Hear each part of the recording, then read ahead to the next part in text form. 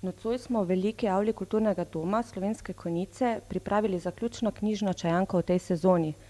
Naša gostja je bila Janja Vidmar, doma in tujini večkrat nagrajena avtorica, katera nam je predstavila svojo knjigo Jezičkanja, izbor kolumen in blogov, ki jih je v letu 2008 izdala pri založbi Ved.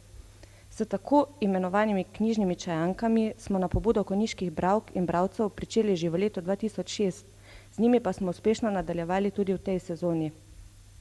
Na knjižnih čajankah, ki potekajo približno enkrat na 2 meseca od oktobra do maja, nas obiščejo gostje, pesniki, pisatelji, s katerimi skupaj govorimo o njihovih knjigah ter podajamo svoje mnenje in občutenja ob predstavljenem oziroma prebranem.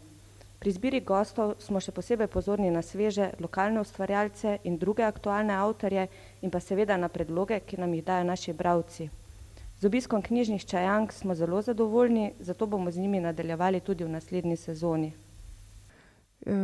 Kaj pa vem, kaj naj povem o sebi? Skratka, o sebi je zelo zoprno govoriti.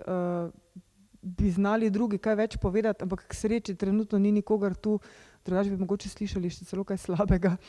V bistvu s svojimi deli pogosto povzročam mnogo preglavic odraslim, in nekateri celo menijo, recimo stroka, da pravzaprav moja literatura tiste vrste, ki naj bi jo odrasli tudi brali in posegali po njej, prav zato, da bi se čim več naučili o najstnikih, se pravi od tistem najbolj odtujenem delu naše populacije.